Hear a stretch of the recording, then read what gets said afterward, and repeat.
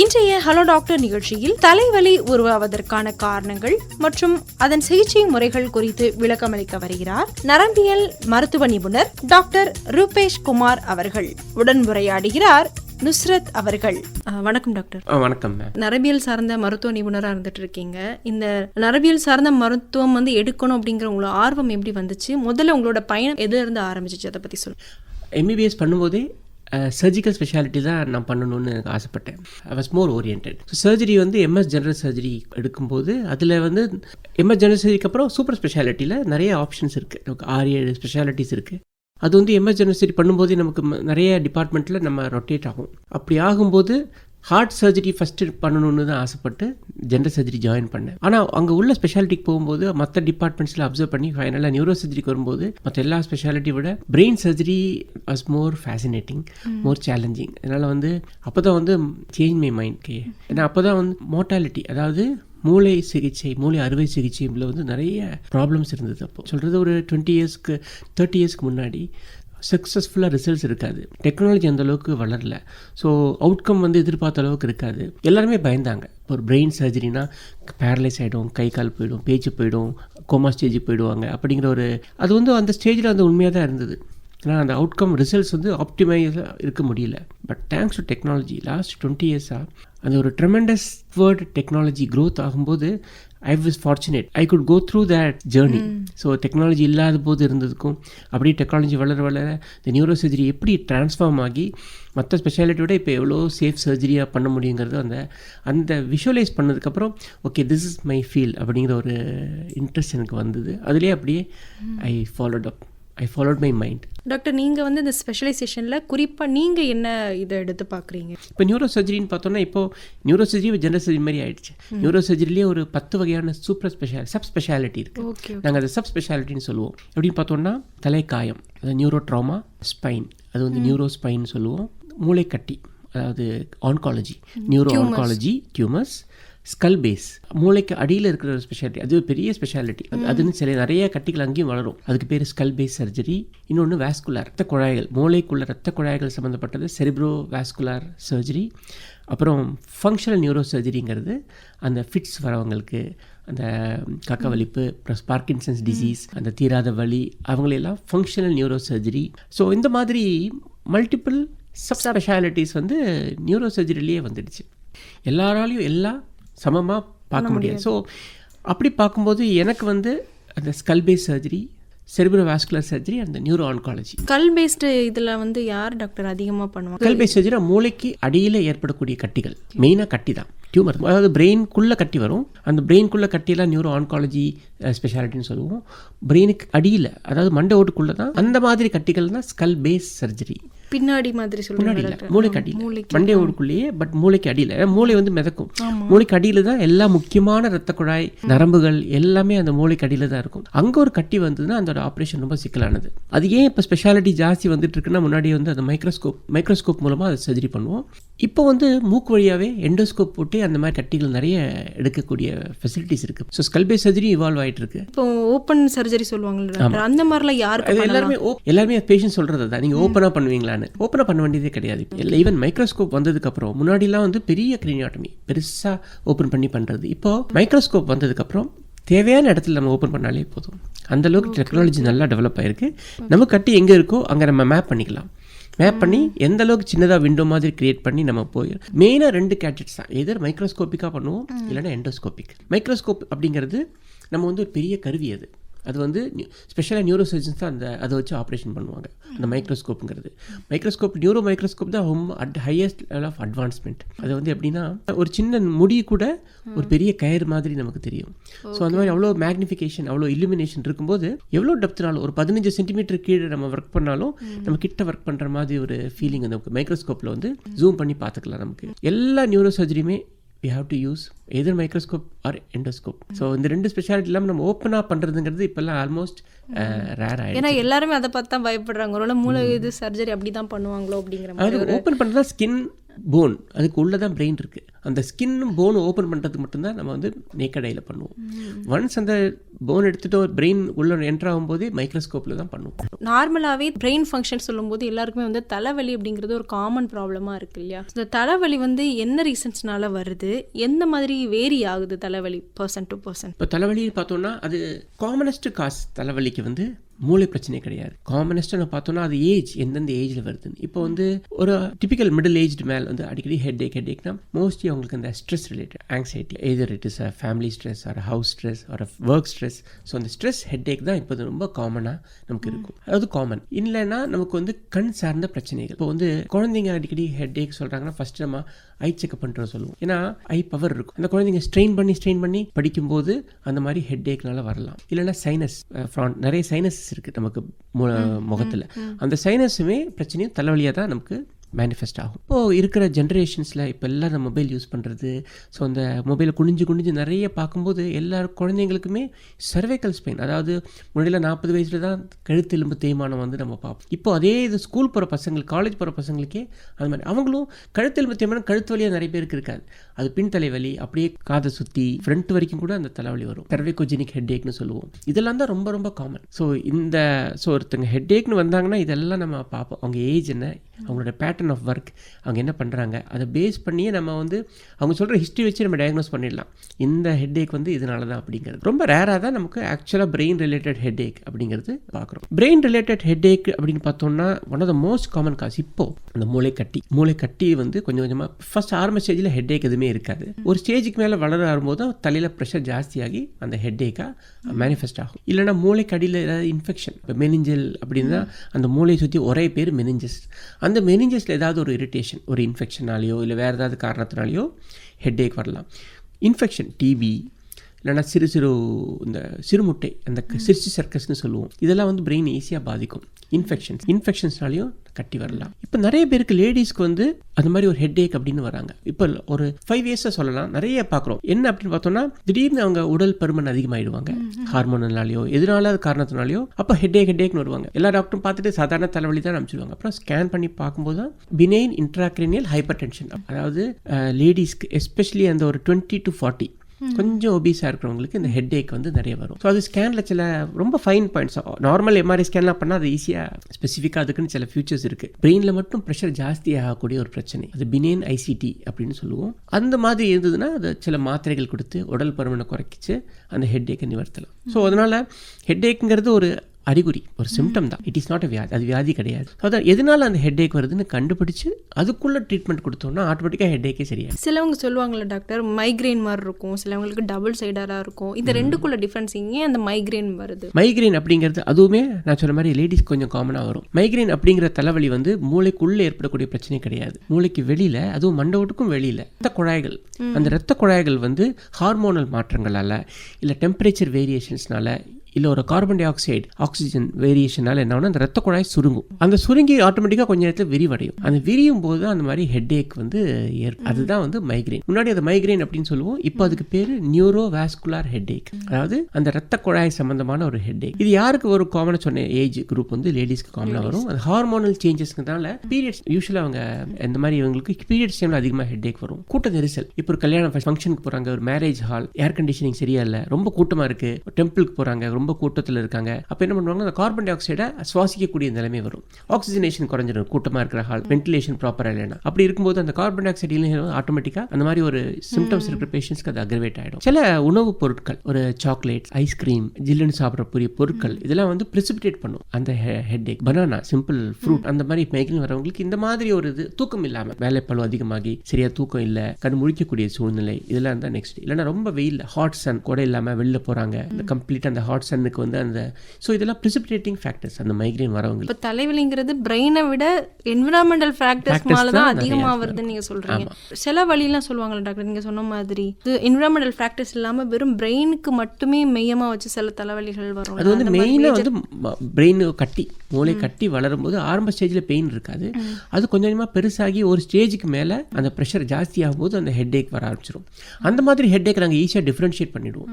அது எப்படின்னா, அந்த ஹெட்டேக் வந்து தலை வந்து ஏர்லி மார்னிங், அதாவது தூங்கி எந்திரிச்ச உடனே ஹெட்டேக்கோட எந்திருப்பாங்க அவங்க. யூஸ்வலாக மற்ற ஸ்ட்ரெஸ் ஹெட்டேக்லாம் தூங்கி எந்திரிச்சா ஃப்ரெஷ்ஷாக இருக்கும் டாக்டர், டுவர்ட்ஸ் ஈவினிங் தான் ரொம்ப ஹெட்டேக் அப்படின்னா அது ஷார்ட். யூஸ்வலாக தூங்கி எந்திருக்கும் போதே ஹெட்டேக்கோடு எந்திருக்குவாங்க, கண்ணு டபுளாக தெரியும், தூங்கி எந்திரிச்சோடனே கண் ரொம்ப மங்கலாக இருக்கும், வாமிட்டிங் வரும். ஸோ இந்த மாதிரி சிம்டம்ஸ் இருந்ததுன்னா அதுதான் வந்து அந்த பிரெயின் ரிலேட்டட் ஹெட்டேக்காக இருக்கிறதுக்கு வாய்ப்பு ரொம்ப அதிகம். அந்த பிரெயின் டியூமர்ஸ்லாம் இப்போ அதிகமாக வர மாதிரி ஒரு இது இருக்குல்ல டாக்டர், அது எதனால் டாக்டர்? நம்மளோட லைஃப் ஸ்டைல் மாடிஃபிகேஷன் ரீசனா இல்லை எதனால் அந்த மாதிரியான டியூமர்ஸ்லாம் அதிகமாக? பிரெயின் டியூமர்ஸ் அதிகமாக வரும்னு சொல்ல முடியாது. The incidents of brain tumours remains the same. இப்போ அது அதிகமாக கண்டுபிடிக்கிறோம். முன்னாடிலாம் ஸ்கேன் பண்ண மாட்டோம், எம்ஆர்ஐ ஸ்கேன் கிடையாது, ரொம்ப லேட்டாக வருவாங்க. பாதி பேர் ஹெட்டேக் டயக்னோஸ் பண்ணோன்னே இறந்துருவாங்க. ஸோ அவேர்னஸ் இல்லாமல் இருந்தது. அப்போல்லாம் சிடி ஸ்கேன் எம்ஆர்ஐ ஸ்கேன்லாம் ஒரு பெரிய விஷயம் பண்ணுறது.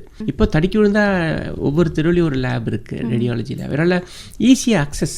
ஈவன் முன்னெல்லாம் கவர்மெண்ட் ஹாஸ்பிட்டல்ஸில் ஸ்கேனே இருக்காது. ஏதாவது ஒரு 1-2 கவர்மெண்ட் சென்டரில் தான் ஸ்கேன் இருக்கும். ஸோ பேஷண்ட்ஸ் வெயிட்டிங் லிஸ்ட் நிறைய இருக்கும். ஸ்கேன் பண்ண நிறைய பேர் வெளியில் போயிடுவாங்க, ஸ்கேன் பண்ண மாட்டாங்க. இப்போ எல்லா கவர்மெண்ட் ஹாஸ்பிட்டல்ஸ் எல்லா இன்ஸ்டிடியூட்ஸ்லையுமே எம்ஆர்ஐ ஸ்கேன் ரொம்ப காமனாக இருந்ததுனால டயக்னோஸ் பண்ணுறது ஈஸியாக அக்சஸ். அதனால் டயக்னோஸ் பண்ணுறோம். அப்படி இது இன்சிடென்ட்ஸ் ஜாஸ்தின்னு சொல்ல முடியாது. இன்சிடென்ட்ஸ் அதுக்கு ஒரு காமன் டியூமர் வருதுன்னா அதுக்கு என்ன காசு? எந்த காரணமே கிடையாது. 2% of 2 to 3% தான் காசு. அதாவது ஜெனட்டிக். அதாவது ஜெனட்டிக்னா அது பரம்பரை, ஹெரிடிட்ரி, ஜெனட்டிக் பிரச்சனைகளாக வருது. அந்த less than 5%, 95% வந்து காரணம் கிடையாது. ஆனால் any tumour, not only brain உடம்புல இருக்கிற எல்லா டியூமருமே it is modified or precipitated by genetic mutation. அந்த ஜெனட்டிக் மியூட்டேஷன்ங்கிறது பரம்பரையாக வர்றது கிடையாது, அது அவங்களுக்குள்ளே இருக்கிறது. அதுக்குன்னு ஸ்பெசிஃபிக் காரணங்கள் கிடையாது. குறிப்பிட்ட கேன்சர்ஸ்க்கு தான் அந்த மாதிரி காரணம் கண்டுபிடிச்சு. ஆனால் வந்து ஸ்மோக்கிங் கேன்சர்ஸ், லங் கேன்சர், புகையில வந்து ஓரல் கேன்சர்ஸ், அது மாதிரி லேடிஸ்க்கு வந்து சர்வைக்கல் கேன்சர் வந்து அந்த HPV வைரஸ்னால. ஸோ இந்த மாதிரி சில கேன்சருக்கு மட்டும்தான் அந்த மாதிரி காரணங்கள். பெரும்பாலான பிரெயினுக்கு வரக்கூடியதுக்கு இன்னும் காரணம் வந்து நமக்கு தெரியாது ஏன் அப்படி வருது. ஆனால் அது பரம்பரையாகவும் வர்றது கிடையாது. கட்டிங்கிறது அக்ராஸ் ஏஜ் எல்லாருக்குமே வரும். பிறந்த குழந்தையிலேருந்து நான் 90-100 வயசு வரைக்கும் எல்லாருக்குமே பரவலா பிரெயின்ல கட்டி வராது. இன்ஃபேக்ட் வந்து குழந்தைங்களுக்கும் நிறைய வரும்.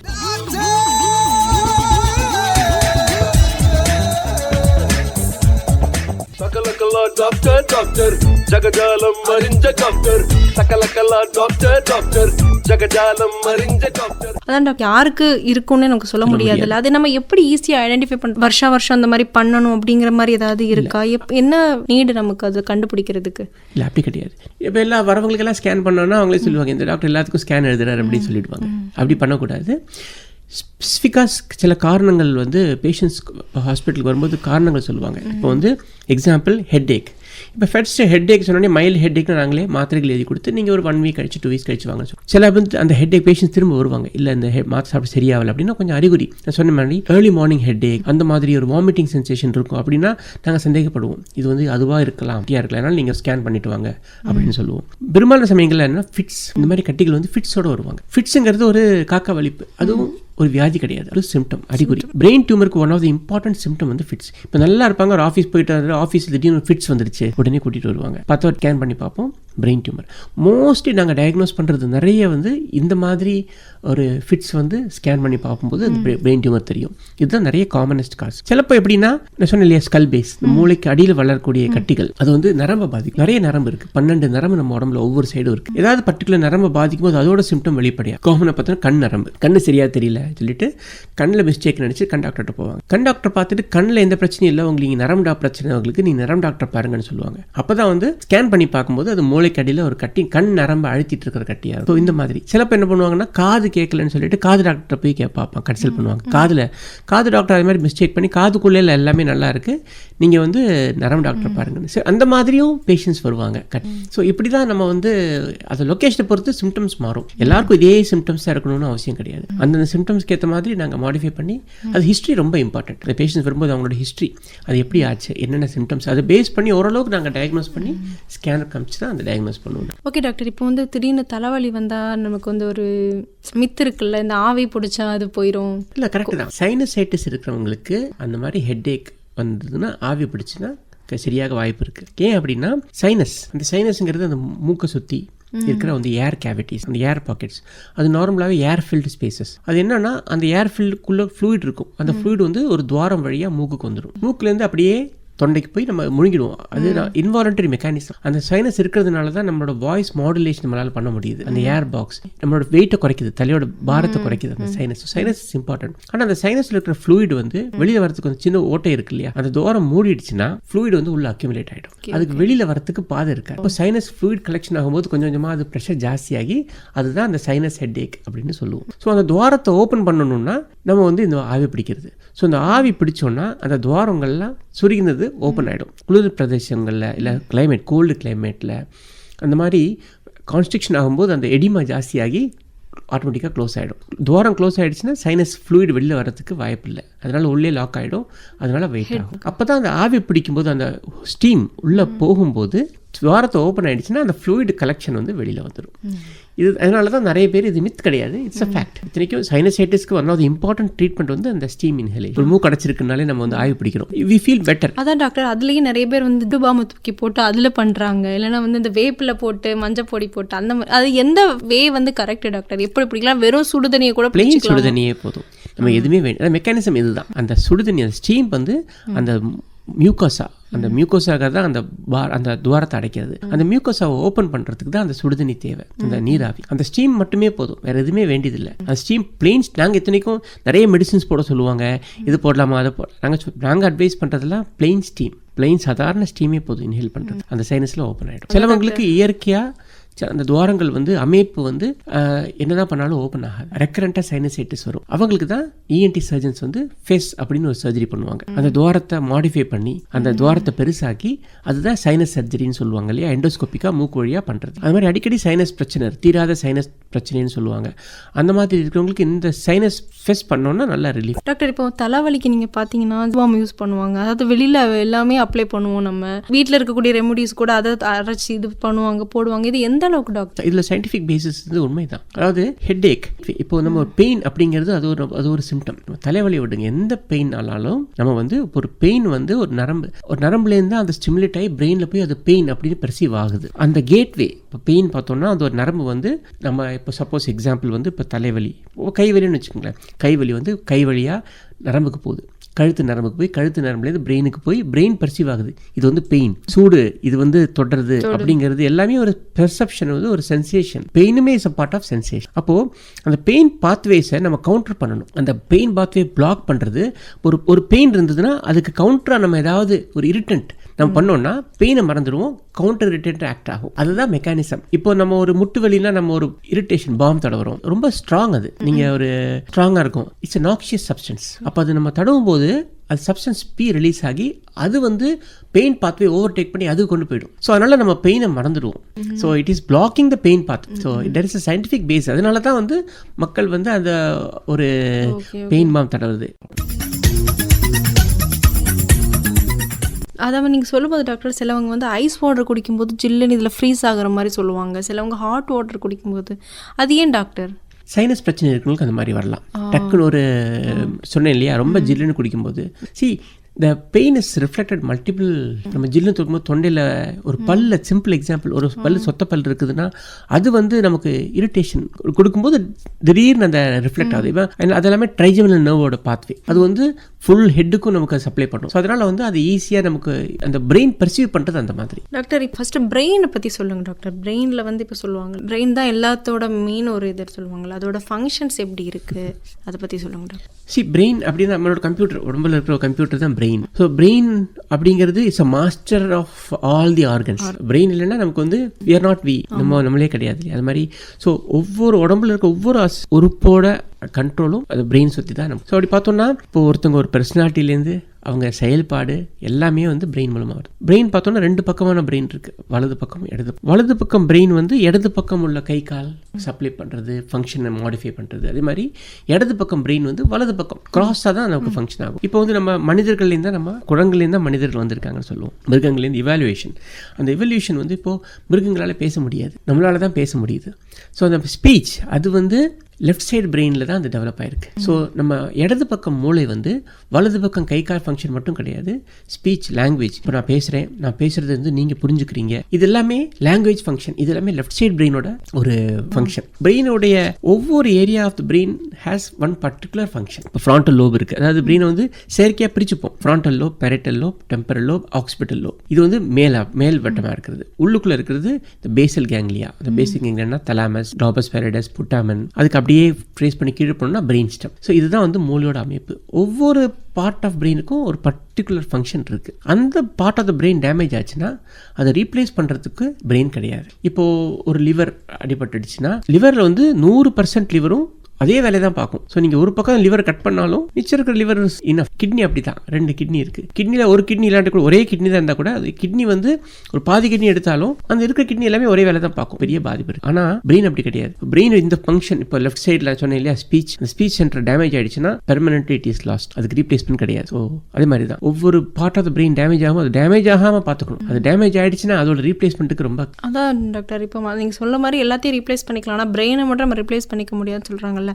இப்போ அட்வான்ஸ் டெக்னாலஜிமெண்ட்டாக வருதா இல்லை இன்னும் இது வரைக்கும் சேலஞ்சிங்காக தான் இருக்கா? 20 இயர்ஸ் கூட எனக்கு தெரிஞ்சு மூளையை ரீப்ளேஸ் பண்ணக்கூடிய ஒரு டெக்னாலஜி வாய்ப்புக்கு ரொம்ப ரொம்ப கம்மி. ஆனால் அதுக்காக ட்ரை ஏதாவது போயிட்டு இருக்கா doctor? Simple example, spinal cord அடிபட்டதுன்னா கை கால் பேரலைஸ் ஆகி விழுந்துடுறாங்க. அவங்களால நம்மளால நடக்க முடியாது. ஸோ அதை நம்ம ஃபர்ஸ்ட் கண்டுபிடிச்சா தான் ஒரு பேரலைஸ், அதாவது ஸ்பைனல் கார்டு கழுத்து முடிஞ்சு ஸ்பைனல் கார்டு ஃபங்க்ஷனை சரி பண்ணா தான் நமக்கு வந்து இந்த மாதிரி மூளை அறுவை மாற்று சிகிச்சைக்கே வழி இருக்கும். ஸோ அதுவே பண்ணாமல் இருக்கும்போது இதுக்குள்ள வாய்ப்பு இது வரைக்கும் இது கிடையாது.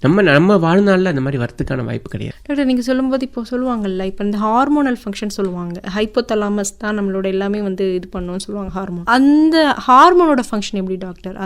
அதுக்கும் ஏதாவது தலைவலிக்கும் ஏதாவது சம்பந்தம் இருக்குமா? கண்டிப்பாக இருக்குது. ஹார்மோன்ஸ் அப்படின்னு பார்த்தோம்னா நமக்கு ஒரு 8-9 விதமான ஹார்மோன்ஸ் உடம்புல இருக்குது. ஒவ்வொன்றுக்கும் ஒரு ஃபங்க்ஷன் இருக்குது. இப்போ தைராய்டு ஒரு ஹார்மோன் தான். பிட்யூட்ரி, அது பிட்யூட்ரி கிளாண்ட்லேருந்து ஒரு 8 ஹார்மோன். இப்போ க்ரோத் ஹார்மோன் நம்ம உடம்போட வளர்ச்சியை கண்ட்ரோல் பண்ணுறது. ப்ரொலாக்டின்ங்கிறது தாய்மார்களுக்கு அந்த பால் ஊட்டுறது, அந்த ஃபெர்டிலிட்டி இஷ்யூஸ் எல்லாமே வருது. அது மாதிரி குனோடோட்ராஃபின் வந்து செக்ஷுவல் ஃபங்க்ஷனுக்காக. இன்னொன்று வந்து நம்ம கார்டிசால், உடம்புல நேச்சுரலாக இருக்கக்கூடிய ஸ்டீராய்ட்னா ஊக்க மருந்து சொல்லுவோம் இல்லையா, ஊக்க மருந்து. அது நார்மலாகவே எல்லாருக்குமே உடம்புல இருக்கும். அது இல்லைன்னா நம்மளால ஒர்க் பண்ண முடியாது. இப்போ தலைவலி நான் சொல்லும்போது எனக்கு தெரிஞ்ச மைக்ரேன் அண்ட் டபுள் சைடு கேட்டேன் டாக்டர். உங்களுக்கு தெரிஞ்ச வேற ஏதாவது டிஃப்ரெண்ட் வகைகள் இருக்கா தலைவலியில், இந்த மாதிரியான வகைகள் இருக்கு அப்படின்ட்டு?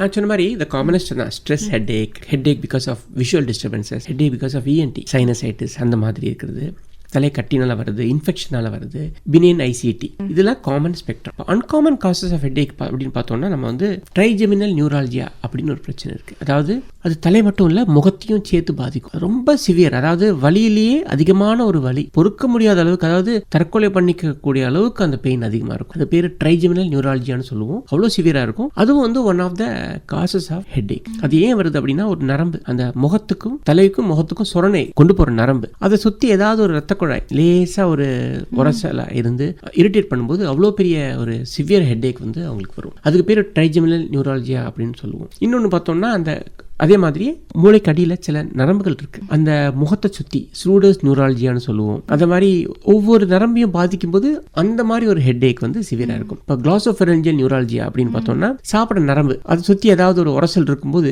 எப்பப்போ சாப்பிட்றாங்களோ அப்போல்லாம் தொண்டை ரொம்ப வலிக்கும். அவங்க நினைச்சுப்பாங்க தொண்டையில தான் பிரச்சனை அப்படின்னு நினைச்சுப்பாங்க. ஸோ இந்த மாதிரி அந்தந்த நரம்புக்கு ஏற்ற மாதிரி வலியும் மாறும். நீங்கள் சொல்லும்போது டாக்டர் இவ்வளோ வெரைட்டிஸ் இருக்கு அப்படிங்கிற மாதிரி இருக்கு. இந்த மாதிரி வலிகள், தலைவலிகள் வராமல் இருக்கு என்ன டாக்டர் பண்ணலாம்? இப்போ சொல்லுவாங்கல்ல நீங்கள் இந்த மாதிரி எக்ஸசைஸ் பண்ணுங்க. ஸோ இந்த மாதிரியான சில மாடிஃபிகேஷன் பண்ணும்போது இந்த மாதிரி வராமல் தடுக்கலாமா? எப்படி அதை வந்து ப்ரிகாஷன்ஸ் பண்ணுறது? அது அப்படி தான். ஃபஸ்ட் நம்ம வந்து ஐ செக்அப், பீரியாடிக்கல் ஐ செக்அப். அதாவது நமக்கு வந்து குழந்தைங்களுக்கு வந்து பவர் குழந்தைங்களே ஸ்பெக்ஸ் போட்டுக்கிறாங்க. எப்படி அவங்களுக்கு அது கஷ்டப்படணும் அவங்களுக்கு ஃபர்ஸ்ட் அவங்க சொல்ல தெரியாது. குழந்தைங்களுக்குமே என்ன பண்ணுவாங்க, போர்ட்லேருந்து பார்க்காம பக்கத்தில் இருக்கிற பசங்களை பார்த்து எழுத ஆரம்பிப்பாங்க. அப்போது டீச்சர் தான் ஃபர்ஸ்ட் கண்டுபிடிப்பாங்க. பேரண்ட்ஸை கூப்பிட்டு இந்த மாதிரி அவர் போர்டை சரியாக கான்சென்ட்ரேட் பண்ண மாட்டேங்கிறாரு, அப்படி நீங்கள் வந்து எதுக்கும் போய் டாக்டர் செக்அப் கன்சல்ட் பண்ணிக்கோங்க, பீடியாட்ரிஷியன் போய் பாருங்கன்னு சொல்லுவாங்க. ஸோ அவங்க பீடியாட்ரிஷியன் பார்த்துட்டு ஸோ ப்ராபப்ளி ஐ ரிஃப்ராக்ஷன் இருக்குது. அது வந்து ரொம்ப காமன். இப்போ எஸ்பெஷலி பார்த்தோன்னா குழந்தைங்க வந்து சின்ன வயசுலேயே டிஜிட்டல் குழந்தைங்க ஆகிட்டாங்க. எல்லாரும் மொபைல் சின்ன வயசுலேயே பார்க்க ஆரம்பிக்கும் போது அந்த பவரும் நிறைய குழந்தைங்க பார்க்குறீங்க, இப்போ ஸ்பெக்ஸ் போட்டுக்கிறாங்க. ரொம்ப சிம்பிள் ப்ராப்ளம். அந்த ரிஃப்ராக்ஷன் பீரியாடிக்கலாக செக் பண்ணி அதை நம்ம அவாய்ட் பண்ணிட்டாலே நமக்கு வந்து ட்ரை ஐஸ் எல்லா குழந்தைங்களுக்கும் மொபைலோட தான் இருக்காங்க. ஸோ அந்த கான்ஸ்டண்ட்டாக அந்த லைட், எல்இடி லைட் இரிட்டேஷன் ஆகும்போதே இந்த ட்ரை ஐஸ்ன்னு சொல்லுவோம். Dry eyes itself is severe stimulus for headache.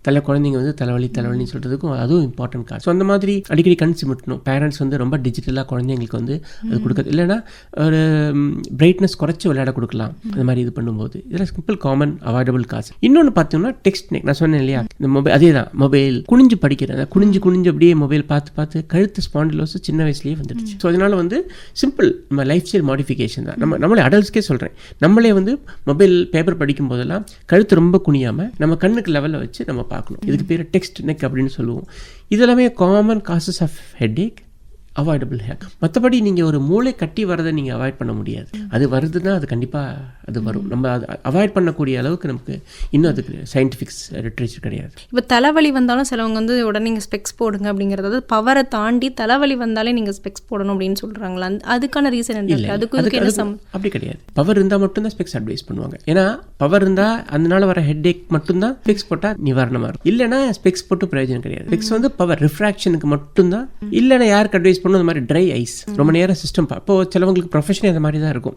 அவங்க சிஸ்டத்துலேயே தான் இருக்கிற மாதிரி இருக்கும் ஒர்க் பேட்டர்னே. ஸோ அவங்களுக்குலாம் நாங்கள் என்ன அட்வைஸ் பண்ணுவோம்னா, இந்த மாதிரி ஒரு ஏஆர்சி கோட்டிங், ஆன்டி ரிஃப்ளெக்டிவ் கோட்டிங்னா அது கொஞ்சம் யூவி லைட்டில் அப்சர்வ் பண்ணிடும். ஸோ அப்போ ட்ரை ஐஸ் வராமல் அவங்க பார்த்துக்கலாம். ஸோ அந்த மாதிரி இருக்கிறவங்களுக்கு வி ப்ரொஃபைல் பவர் இல்லாமல் ஜஸ்ட் நார்மல் ஸ்பெக்ஸ் அந்த யூவி லைட் அப்சர்வ் பண்ணுற மாதிரி போட்டுக்குன்னு சொல்லுவோம். டிரைவர்ஸ்க்கு நைட்டு எழுத்து மாதிரி வர வண்டி கிளார் அடிக்கும், நைட்டு அவங்களால கான்சன்ட்ரேட் பண்ண முடியாது, டிரைவிங்கே இருக்கு, அவங்களுக்கு சொல்லுவோம் ஏஆர்சி போட்டுட்டிங்கன்னா உங்களுக்கு கொஞ்சம் கம்ஃபர்டபுளாக இருக்கும். ஸோ அந்த மாதிரி தான் ஸ்பெக்ஸ் அட்வைஸ் பண்ணுவோமே தவிர தலைவலிக்குன்னு ஸ்பெக்ஸ் அட்வைஸ் பண்ணுறது கிடையாது. இப்போ பிரெயின் நல்லா ஃபங்க்ஷன் ஆகணும்னா எந்த மாதிரி ஃபுட் அந்த மாதிரி ஏதாவது நீங்கள் சொல்லுவீங்களா டாக்டர்? எல்லாம் நிறைய பேர் சொல்லுவாங்கல்ல, வெண்டைக்காய் சாப்பிடணும் அப்படிலாம் சொல்லுவாங்களா டாக்டர்? வல்லாரைக்கீரை சாப்பிடணும், அது பிரெயினுக்கு ரொம்ப நல்லது, பாதாம் சாப்பிடணும், இல்லை அது எந்த அளவுக்கு உண்மை டாக்டர்? பிரெயினை பொறுத்த வரைக்கும் பார்த்தா பிரெயின் செல்ஸ்க்கு வந்து கிரீன், அதாவது வைட்டமின்ஸ் ரொம்ப இம்பார்ட்டன்ட். பிரெயினோட நர்வ் செல்ஸ், நியூரான்ஸ்க்கு வந்து ஃபங்க்ஷனிங்க்கு வந்து ரொம்ப இம்பார்ட்டன்ட் வந்து நிறைய வைட்டமின்ஸ். அந்த வைட்டமின்ஸ் எல்லாமே கிரீன் வெஜிடபிள்ஸில் இருக்குது. ஸோ அதனால தான் அந்த மாதிரி காய்கறிகள் சாப்பிட்றது பிரெயினுக்கு நல்லது. நீங்கள் சொல்கிற எல்லாமே அந்த vitamins, folic acid, B12, biotin, இது எல்லாமே வந்து பிரெயினுக்கு ரொம்ப, நரம்புக்கு ரொம்ப அவசியமானது. நர்வ்ஸ் தான் கண்டக்ஷன் எல்லாமே. Brain is like a circuit, electrical circuits மாதிரி தான். ஸோ அந்த நர்வ் செல்ஸோட ஃபங்க்ஷனிங் எல்லாம் அந்த வைட்டமின்ஸ் இம்பார்ட்டன்ட்னால வெஜிடபிள்ஸ் வந்து ஸ்ட்ரெஸ் பண்ணி சொல்லுவோம். ஆனால் வைட்டமின் B12 வந்து எந்த வெஜிடபிள்ஸ்லையும் கிடையாது. இட் இஸ் அ கம்ப்ளீட்லி இந்த நான் வெஜிடேரியன் ஃபுட்டில் மட்டும்தான் இருக்குது. ஸோ கம்ப்ளீட் நான் வெஜிடேரியன்ஸ் வந்து வெஜிடேரியன் மீல்ஸ் இருக்கிறவங்களுக்கு இந்த B12 குறைபாடு ஜென்ரலாக இருக்கும். ஸோ அவங்களுக்கு வந்து எக்ஸ்டர்னலாக செக் பண்ணி B12 கம்மியாக இருந்தால் we should give B12 supplements, அந்த வைட்டமின் கேப்சூல்ஸ். டாக்டர், இந்த காலகட்டத்தில் நீங்கள் பார்த்தீங்கன்னா பசங்க வந்து, குழந்தைங்க வந்து அதிகமாக மொபைல்ஸ் யூஸ் பண்ணுறதுனால ஸ்க்ரீன் டைம்ஸ்லாம் அதிகமாகுது. ஸோ இது தொடர்பான தலைவலிகள் அதிகமாக இருக்குது. அது இல்லாமல் ப்ளஸ் தூக்கமின்மை சொல்லிங்க. இப்போ உள்ள ஜென்ரேஷன்ஸ்க்கு தூக்கம் இல்லை, நைட் ஷிஃப்ட்லாம் பார்ப்பாங்களா டாக்டர்? அப்படி வந்து அதை வந்து மேனேஜ் பண்ணிக்கணும் டாக்டர். ஸ்க்ரீன் டைம்ஸ் எப்படி அதை வந்து குறைச்சிக்கணும்? அதான் சொல்கிறேன், ஒவ்வொருத்தர் profession demands different type of schedule. இப்போ ஸ்லீப் டிப்ரிவேஷன் அப்படின்னா ஒரு சாதாரண மனிதர்களுக்கு வந்து ஒரு adult requires minimum 6 to 7 hours sleep mandatory. குழந்தைங்களுக்கு அதிகமாக தேவைப்படும். குழந்தைங்களுக்கு வந்து 8 மணி நேரத்துலேருந்து, சின்ன குழந்தைங்க பார்த்தீங்கன்னா 20 மணி நேரம் தூங்கிட்டு இருப்பாங்க, முடிச்சிருக்கிறது 4 மணி நேரம் தான். அது அப்படி சின்ன வயசாக குழந்தைங்களுக்கு வந்து அந்த தூக்கம் குறையும். ஸோ நார்மலாக ஒரு ஸ்கூல் போகிற சில்ட்ரன் வந்து அட்லீஸ்ட் ஒரு 8 hours டெஃபினட்டாக தூங்கணும். தூக்கங்கிறது ரொம்ப important for the brain rest. ஏன்னா அப்போ தான் அவங்களால நெக்ஸ்ட் டே கான்சன்ட்ரேஷனாக ஒர்க் பண்ண முடியும். க்ரோத் ஹார்மோன் அப்போ தான் சுரக்கும். நிறைய ஆக்டிவிட்டிஸ் வந்து தூக்கத்தில் தான் நடக்கும், எஸ்பெஷலி க்ரோத் ஹார்மோன் செக்ரேஷன் எல்லாம். ஸோ அதனால வந்து தூக்கங்கிறது குழந்தைங்களுக்கு ரொம்ப முக்கியம். பெரியவங்களுக்கும் அதே மாதிரி தான். இப்போ lack of sleep puts lot of stress not only on the brain but also on the heart. நிறைய ஹார்ட் அட்டாக்ஸ் வரதுக்குமே ப்ராப்பர் ஸ்லீப் இல்லாத இருக்கிறதுனால. So sleep is such an important aspect in life. So everybody, அதாவது சில சொல்லுவாங்க மாத்திரை சாப்பிட்டா தான் தூக்கம் வருது எனக்கு. பரவாயில்ல, தப்பு கிடையாது, மாத்திரை சாப்பிட்டா தான் தூங்கிடுங்க. ஏன்னா தூக்கம் இல்லாமல் இருக்கக்கூடாது. மாத்திரைக்கு சாப்பிட்றோம்னு அடிக்ட் ஆகிறோம்னு நினச்சி பயந்து தூக்கத்தை சாக்ரிஃபைஸ் பண்ணால் அதுதான் இன்னும் மோர் டேஞ்சரஸ். ஸோ மினிமம் ஒரு அடல்ட் வந்து 6 to 7 hours கண்டிப்பாக தூங்குறது ஹார்ட்டுக்கு நல்லது, பிரெயினுக்கு, ஓவரால் பாடி இம்யூன் சிஸ்டத்துக்கு எல்லாத்துக்குமே தூக்கம் வந்து ரொம்ப முக்கியம். ஹாப்பி ஹார்மோன் ஒன்று சொல்லுவாங்க டாக்டர். அது ஹாப்பி ஹார்மோன்ஸ் கார்டிசால் தான் அப்படி சொல்லுவாங்க. அது அந்த மாதிரி ஒவ்வொரு ஹார்மோனுக்கும் ஒரு ஃபங்க்ஷன் இருக்குது. அது எல்லாமே பிட்யூட்ரி கிளாண்டில் இது சுரக்குது. பட் அதோட கண்ட்ரோல் தான் ஹைப்போதலாமஸ் ஃபங்க்ஷன். ஹைப்போதலாமஸ் ஒரு கட்டியோ இல்லை பிட்யூட்ரியில் ஒரு கட்டியோ இருந்ததுன்னா அது தலைவலியாக வரலாம். அதனால தான் தலைவலி வந்து அதிகமாக இருக்கும். அதான் டாக்டர், அப்போ வந்து ஹைப்போதலாமஸில் சம்திங் ஏதாவது ப்ராப்ளம் இருந்ததுன்னா கூட எல்லா ஹார்மோனும் பாதிக்கும். பிட்யூட்ரி மாஸ்டர் கிளாண்ட்னு சொல்லுவோம், ஆனால் ஹைப்போதலாமஸ்க்கு அதுக்கும் சுப்பீரியர். அதோட செயல்பாடு கீழே தான் பிட்யூட்ரி கிளாண்ட் ஒர்க் ஆகும். டாக்டர், இந்த மாதிரியான தலைவலி, ஹெட்டேக், இந்த மாதிரி ப்ராப்ளம் வந்து நம்மள மாதிரி மனுஷங்களுக்கு மட்டும் இருக்கா, இல்லை இந்த அனிமல்ஸுக்கு இந்த மாதிரி அது ஃபீல் ஆகுமா? இருக்கலாம். இப்போ பிரெயின் கட்டிங்கிறது இப்போ பார்த்தோம்னா சில ஃபிட்ஸ்ன்னு சொல்லுவோம் இல்லையா. இப்போ ஒரு ரீசெண்டாக ஒரு CCTV கேமராவில் ஒரு ஃபாரஸ்ட்டில் ஒரு சிங்கத்துக்கு வந்து ஃபிட்ஸ் வந்துருந்தது. அதை கேப்சர் பண்ணி அந்த வீடியோலாம் இப்போ வைரலாக சர்க்குலேட் ஆகிட்டு இருந்தது. ஸோ ப்ராபப்ளி நம்ம அதுக்கு ஸ்கேன் பண்ணி பார்த்தா தான் தெரியும் நமக்கு வந்து என்ன மாதிரி பிரச்சனைகள் அப்படிங்கிறது. ஸோ ஜென்ரலாக நம்ம வந்து ஆட்டாப்சி பண்ண மாட்டோம். விலங்குகள் இறந்துச்சுன்னா நம்ம அதை நார்மலாக எடுத்து விட்டுடுவோம். ஸோ நம்ம அதை ஆராய்ச்சி பண்ணி ஸ்கேன்லாம் பண்ணால் தான் நமக்கு தெரியும். அந்த அளவுக்கு நம்ம போகவே இல்லை இன்னும். டாக்டர், நீங்கள் சொல்ல மாதிரி அதாவது எல்லாத்தோட மெயின் ஹெட் வந்து தலைன்னு சொன்னீங்க. ஸோ இதே மாதிரி நான் என்ன கேட்குறேன்னா, நம்ம உடம்புல வேற எங்கேயாவது அடிபட்டாலோ வேற எங்கேயாச்சும் நமக்கு வந்து பெயின் இருந்தாலோ அது வந்து ஹெட்ஏக் மாதிரி வருமா? அது வந்து பிரெயினுக்கு ஏதாவது பிரச்சனை கொண்டு வருமா? வேற மாதிரி கிடையாது. பட் என்னன்னா, சிம்பிள் எக்ஸாம்பிள், இப்போ ஒரு லங்ஸ் லங்ஸில் ஒரு பிரச்சனை இருக்குது அப்படின்னா அந்த ஹார்மோன்ஸ் மாற்றம் வரும்போது ஹைப்போநேட்ரிமியா, சோடியம் லெவல் உடம்புல குறையும்.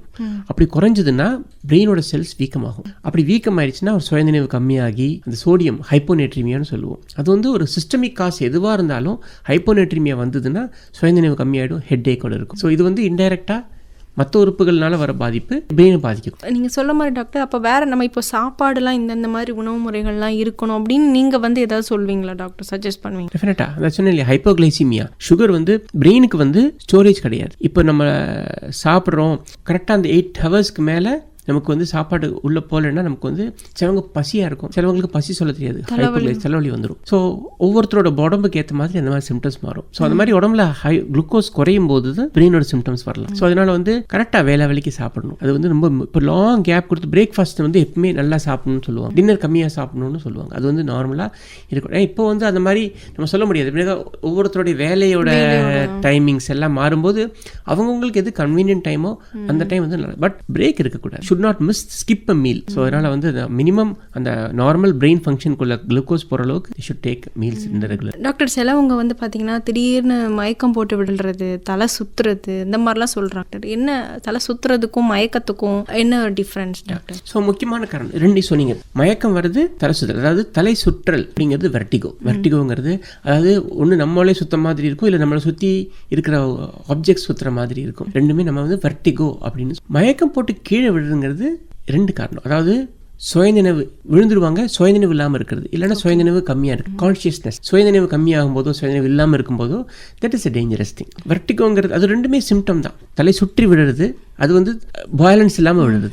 நல்லா இருக்கும்போது திடீர்னு அன்கான்ஷியஸ் ஆகி கீழே விடுறது. டோட்டலி ரெண்டுமே டிஃப்ரெண்ட். இப்போ தலை சுற்றுதல் வெர்டிகோக்கு காமனஸ்ட் காசஸ் அப்படின்னு பார்த்தோம்னா அகெயின் நான் சொல்கிறேன் cervical spondylosis தான். cervical spondylosis தான் ரொம்ப காமன் காஸ் ஆஃப் வெர்டிகோ. அதாவது என்ன ஆகும்னா அந்த கழுத்து எலும்புகளுக்கு நடுவில் வந்து மூளைக்கு போகிற ரத்த குழாய் அந்த கழுத்து எலும்பு வழியாக தான் போகும். இல்லை அந்த கழுத்து எலும்பு ரொம்ப குனிஞ்சிருக்கும் போதோ அந்த மாதிரி தலை சுற்றல் வரும். யாருக்கு இந்த மாதிரி வரும்னு பார்த்தோன்னா வயசானவங்களுக்கு. சின்ன வயசு உங்களுக்கு வந்து சாஃப்டாக இருக்கும் போன், வயசாக போன்ஸ் வந்து ரிஜிட் ஆகிடும். ஸோ மூமெண்ட்ஸ் குறைஞ்சிரும், எக்ஸ்ட்ரா போன் க்ரோத் இருக்கும், ஆஸ்டியோஃபைட்னு சொல்லுவோம். அப்போ என்ன ஆகும்னா எஸ்பெஷலி வயசானவங்க வந்து அனாந்து பார்க்கும்போதோ கீழே குனிஞ்சு பார்க்கும்போதோ டக்குன்னு மயக்கம் வரும் அப்படிம்பாங்க. மேலேருந்து பொருள் எடுக்கும்போது சொல்லுவாங்க மயக்கம் வரும். இல்லை வேகமாக கழுத்தை திருப்பி பார்க்கும்போது தலை சுற்றுற மாதிரி இருக்கும், படுத்து எந்திருக்கும் போது தலை சுற்றும் அப்படின்னு சொல்லுவாங்க. This is all positional vertigo. அதாவது ஒரு பொசிஷன் மாறும்போது தலை சுற்றல். அது மெஜாரிட்டி பார்த்தீங்கன்னா சர்வைகோஜெனிக், அந்த கழுத்து எலும்பு தேய்மானத்தினால. சிலவங்களுக்கு இயர் ப்ராப்ளம் இருக்கும், காதில் ஏதாவது ஒரு ஓட்டை இருக்கும், இன்ஃபெக்ஷனாக இருந்திருக்கும், இல்லைன்னா லேப்ரிந்த் அப்படிங்கிறத சொல்லுவோம். அந்த காதுக்குள்ளே இருக்கிற உள் காதில் இருக்கிற ஒரு உறுப்பு தான் லேப்ரிந்த். அது வந்து இந்த பேலன்சிங்க்கு ரொம்ப முக்கியமான ஒரு நரம்பு. நம்ம எப்படி ஸ்டடியாக நிற்கிறோன்னா அதுக்கு 3 காரணங்கள். நம்மளுடைய கண், நம்மளுடைய காது, நம்மளுடைய சிறுமூளை அண்ட் ஸ்பைனல் கார்டு. இதெல்லாம் சேர்ந்து கோஆர்டினேட்டடாக ஒர்க் பண்ணால் தான் நம்ம ஸ்டடியாக நிற்க முடியும். இந்த 4 ஏதாவது ஒரு மிஸ்டேக், இப்போ கண் இல்லைன்னா நம்ம தடுமாறுவோம், அதுவும் ஒரு வெர்டிகோ தான். ரெண்டாவது காது, உள் காதில் ஏதாவது பிரச்சனை இருந்தாலும் நம்ம தடுமாறுவோம், அது வெர்டிகோ. அந்த சப்போஸ் வைரல் இன்ஃபெக்ஷன் காது அடைச்சிருச்சுன்னா நமக்கு வந்து காது ஒன்றும் இல்லை, காதில் சத்தம் வரும், அப்படிங்கும்போது நம்ம தலை சுற்றல் வரும். இல்லைன்னா ட்ரிங்க்ஸ் சாப்பிட்றவங்க ஏன் தள்ளாடுறாங்க, அது வந்து சிறுமூளையை பாதிக்கும், செரிபெல்லம் நர்வஸ் சிஸ்டம் சப்ரஸ் ஆகிடும், அப்படியே தள்ளாடுவாங்க.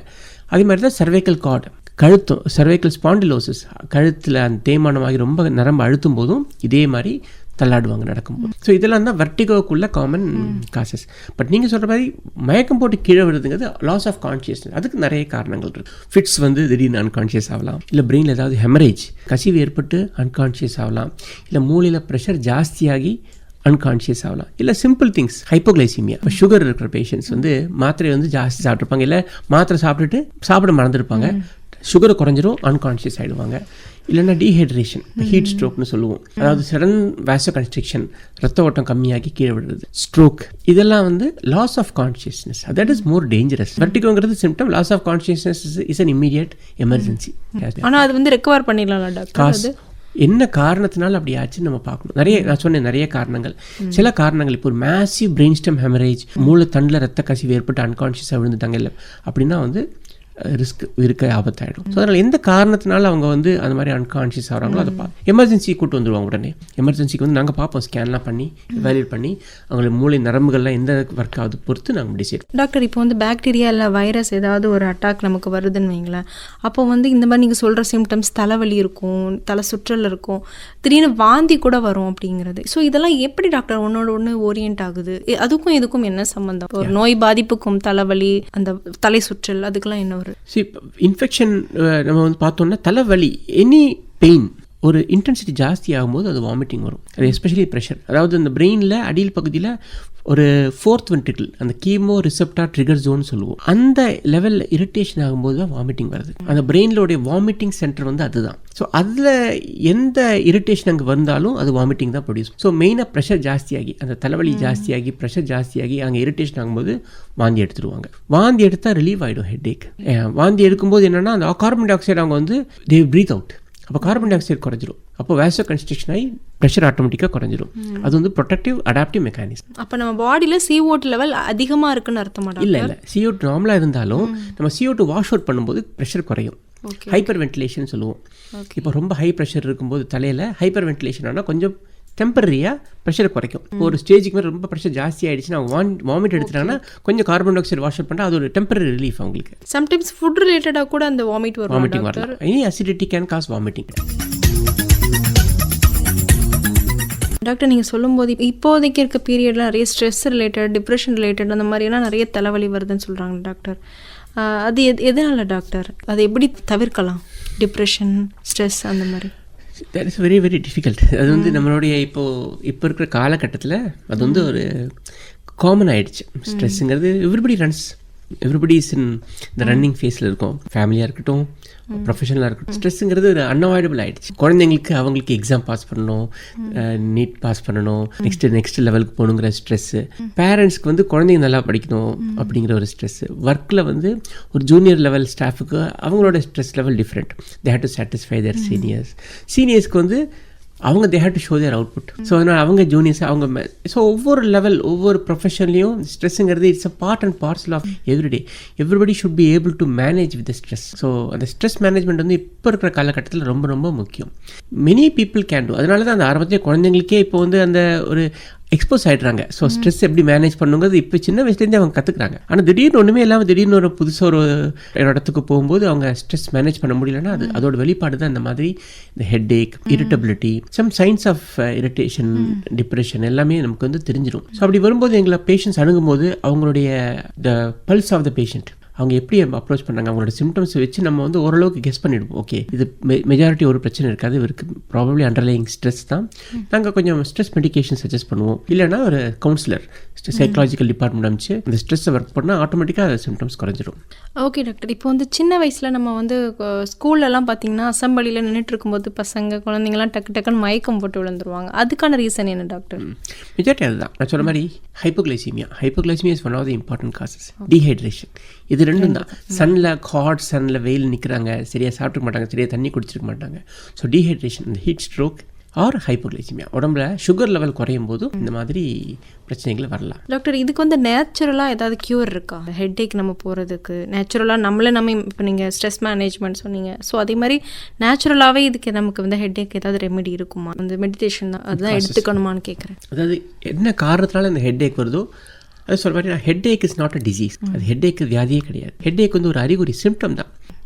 அந்த சிம்டம் எதனால் வந்ததுன்னு நம்ம கண்டுபிடிச்சு நம்ம அந்த அண்டர்லைங் காசை நம்ம வி ஷுட் ரெக்டிஃபை அப்படின்னு ஆட்டோமேட்டிக்காக அந்த ஹெட்ஏக் போயிடும். ஸோ நான் சொன்ன அந்த காரணங்களில் எதுவாக இருந்தால் அது எதனால பார்த்துட்டோம்னா மெடிசின்ஸ் தேவைப்படாது அதுக்கு. இன்றைய ஹலோ டாக்டர் நிகழ்ச்சியில் தலைவலி உருவாவதற்கான காரணங்கள் மற்றும் அதன் சிகிச்சை முறைகள் குறித்து விளக்கமளித்தவர் நரம்பியல் மருத்துவ நிபுணர் டாக்டர் ரூபேஷ் குமார் அவர்கள். உடன் உரையாடியவர் நுஸ்ரத் அவர்கள்.